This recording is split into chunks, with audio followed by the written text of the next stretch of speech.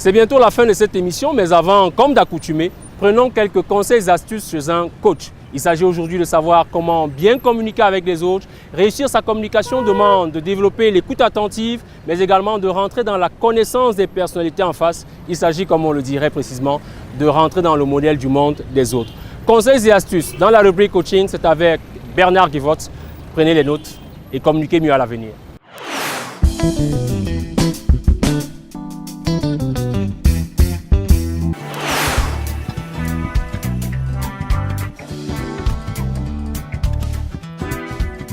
Mesdames, Messieurs, bonsoir.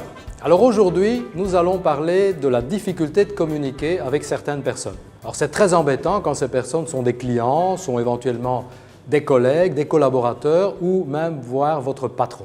Alors il faut savoir que nous ne sommes pas tous pareils. Nous sommes constitués de différentes tendances psychologiques. Nous avons des préférences psychologiques qui nous viennent de notre naissance et aussi de notre éducation, et qui ont été étudiés depuis très très longtemps. Déjà dans l'Antiquité, Hippocrate avait dressé un modèle de 4 types de bases, et plus récemment, donc au début du XXe siècle, donc Carl Gustav Jung, un psychiatre autrichien, avait déterminé 3 paires de préférences.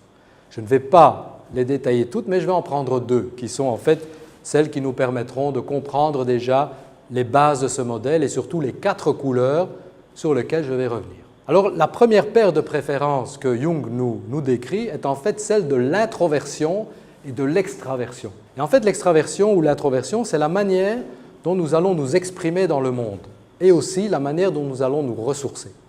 Donc, les introvertis qui, sur le modèle, se retrouvent plutôt par ici, donc du côté de la couleur vert et couleur bleue, sont des personnes qui vont, en général, être assez discrètes dans leur expression des émotions, sont des gens qui généralement ne font pas beaucoup de bruit, alors que du côté ici du rouge ou du jaune, on a affaire à des personnalités beaucoup plus expressives, donc les extravertis.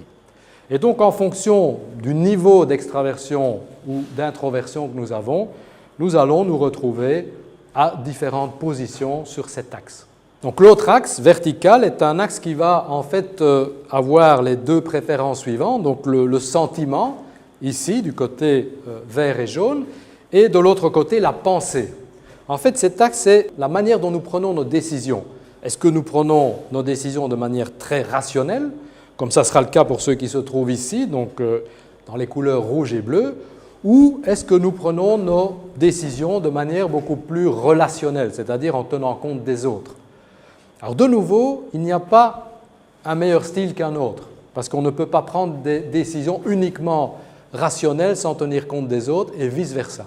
En entreprise, c'est impossible. Et quand justement il y a un excès dans un sens ou dans un autre, c'est à ce moment-là qu'il y a des troubles sociaux dans l'entreprise en général. Je vais essayer de vous détailler en quelques mots les caractéristiques de ces 4 couleurs qui représentent en fait des énergies psychiques. Le rouge, par exemple, représente la pensée dans l'extraversion. Donc les personnalités qui ont beaucoup de rouge vont être des personnalités très déterminées, généralement très compétitives et dont le focus est surtout orienté vers les résultats. Si on va plus ici du côté du sentiment, on va se retrouver dans la couleur jaune. Alors la couleur jaune, quand elle est dominante, va justement caractériser des personnes qui sont très expressives, donc des gens qui aiment la relation, qui aiment justement se faire remarquer en général en public, ils aiment raconter des blagues, ils aiment rire avec tout le monde.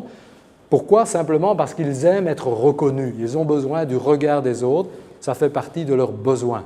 Si on passe maintenant du côté de l'introversion et qu'on vient dans la couleur verte, donc l'énergie verte, on a affaire à des personnes qui sont introverties dans le sentiment, donc dans la relation avec les autres. Alors elles, ce qu'elles ont besoin, c'est surtout de l'harmonie. Elles aiment des relations harmonieuses, elles aiment justement qu'il n'y ait pas de conflit.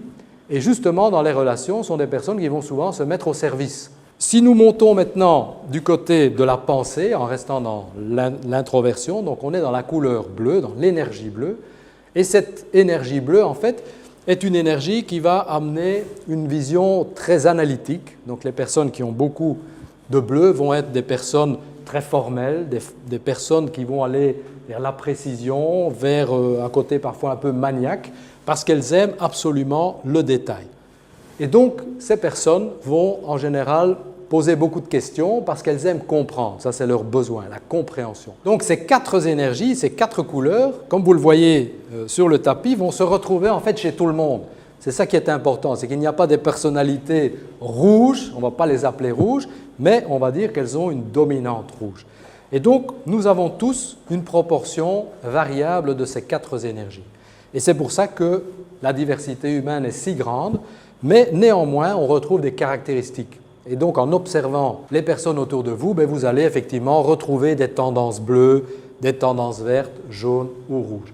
Et c'est ça qui est important. Une fois qu'on a compris comment fonctionnait le système des personnalités, on sera capable alors de mieux s'adapter. Parce que c'est ça, effectivement, l'objectif de cette séquence, c'est de vous montrer qu'il est possible de s'adapter à des personnalités difficiles. Je vous invite à aller prolonger cette découverte sur le site du cabinet Authentis où vous trouverez justement des informations sur le blog, donc article qui vous décrit un peu plus les 4 types de personnalités.